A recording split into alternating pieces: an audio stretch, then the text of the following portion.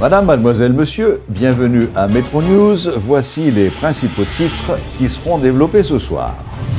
Seulement 98 procès-verbaux ont été vérifiés depuis le lancement du processus de vérification au centre de tabulation. Un exercice qui se déroule dans une ambiance de tension, de confusion et de contestation. L'ancien Premier ministre, Evans Paul, qualifie de prise d'otage la séance de vérification au CTV. Il déplore que le choix de procès-verbaux ne soit pas aléatoire, comme l'avaient annoncé les juges électoraux. La plateforme des organisations pour une nouvelle Haïti, PLONA, demande au CEP de respecter la date du 29 décembre pour la publication des résultats définitifs des élections. Après 2 journées de vérification, les juges du BCEN et les représentants des partis politiques sont à leur 98e procès-verbal alors qu'ils doivent passer au peigne fin plus de 1560 PV. 71 procès-verbaux choisis par le parti La Paix ont été vérifiés mercredi au centre de tabulation au terme d'une journée de travail de 16 heures dans une ambiance de tension, de confusion, de menaces et de contestations de toutes sortes. Des observateurs dénoncent la lenteur du processus de vérification.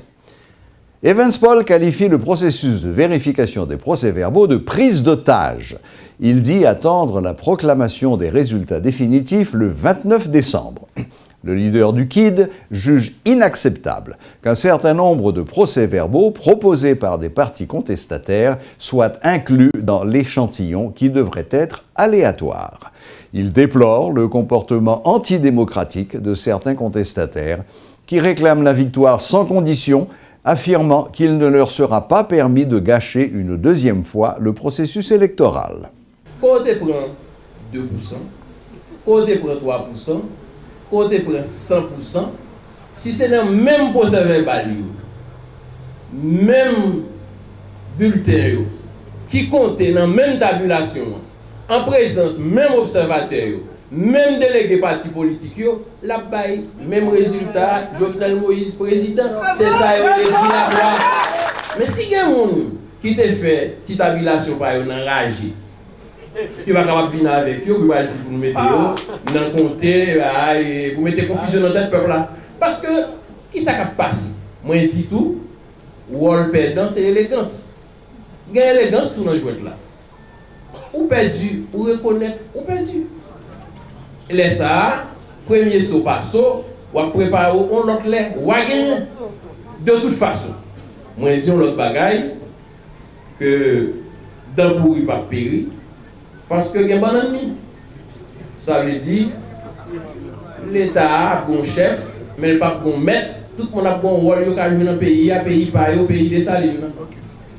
Même si je ne suis pas petit des salines.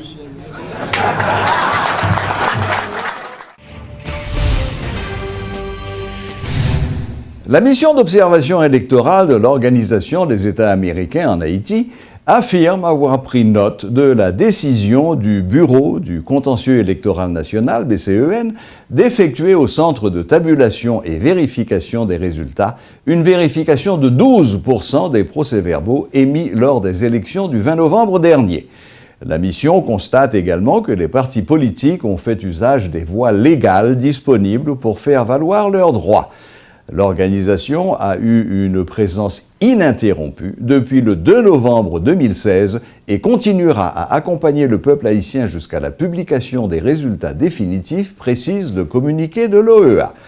L'OEA réitère l'importance de voir les phases finales du processus électoral conduites en accord avec les normes préétablies et dans un climat de calme et appelle tous les Haïtiens à poursuivre leur engagement dans le processus électoral de façon responsable afin d'amener le processus à sa conclusion appropriée. La plateforme des organisations pour une nouvelle Haïti, PLONA, demande au Conseil électoral provisoire de respecter la date du 29 décembre pour la publication des résultats définitifs des élections. En conférence de presse ce jeudi, le coordonnateur général de la PLONA, Alain McKinley-Baupin, a appelé les partis contestataires à prendre conscience du mal qu'ils font au pays depuis les élections de 2015. Cette structure, qui soutient Jovenel Moïse, déplore que la période de contestation soit aussi longue alors que le candidat à la présidence du PHTK a une large avance par rapport aux autres.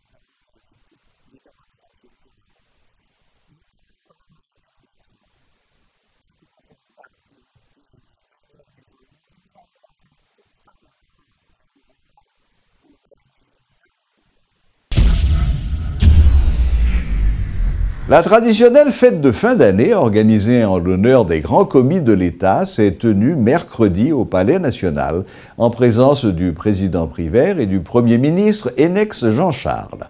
Maires, secrétaires d'État, directeurs généraux, ainsi que d'autres hauts fonctionnaires de l'État ont pris part à cette cérémonie annuelle.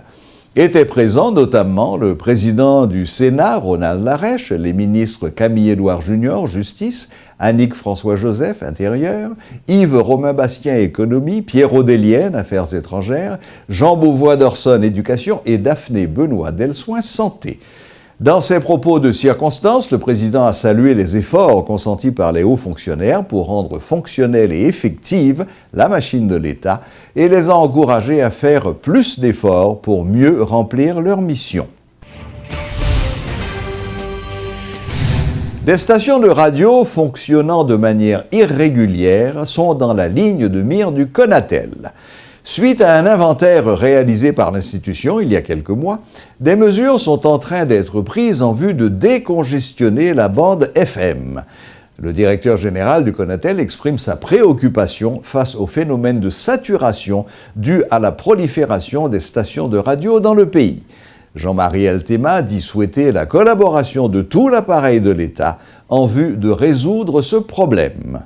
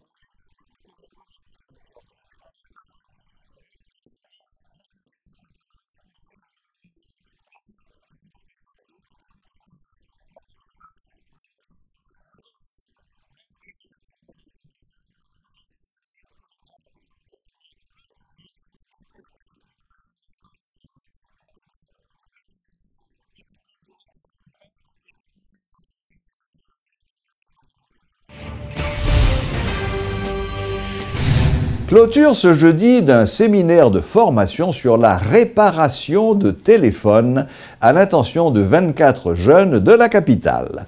Une initiative du Conseil national des télécommunications, Conatel, qui peut être utile aux bénéficiaires, a fait savoir le directeur général. Jean-Marie Eltema a aussi fait savoir que plus de 6 millions de téléphones portables sont actuellement en circulation dans le pays.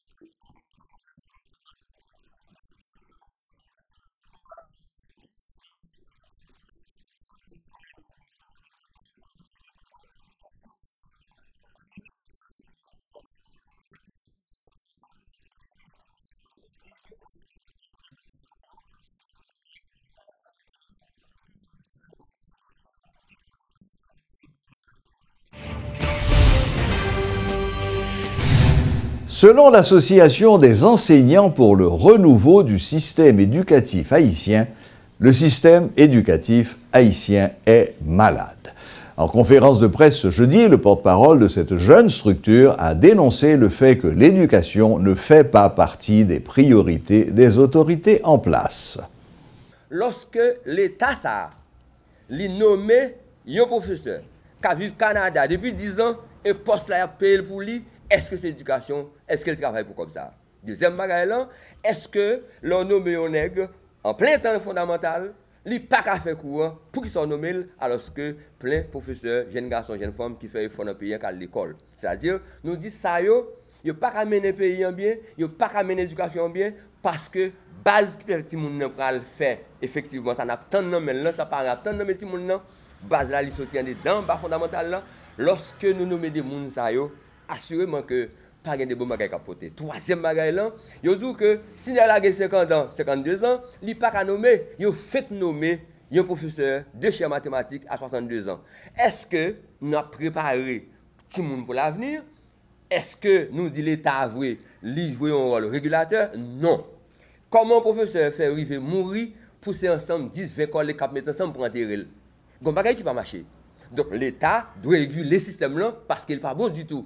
Directeur l'école yo, pile peut-être une bonne volonté. Cependant, pas gagner assistance côté l'État, tout le monde fait ça vous voulez. ARC dit, n'a attaqué tous les deux en dedans système là, nous pas bataille contre l'État. Nous pas bataille contre le ministre de l'Éducation nationale là, mais n'a bataille comme système là qui pourrit et faut que les résoudre. Voilà, la boucle est bouclée. Merci de votre fidélité. Joyeux Noël et à la prochaine, même heure, même chaîne.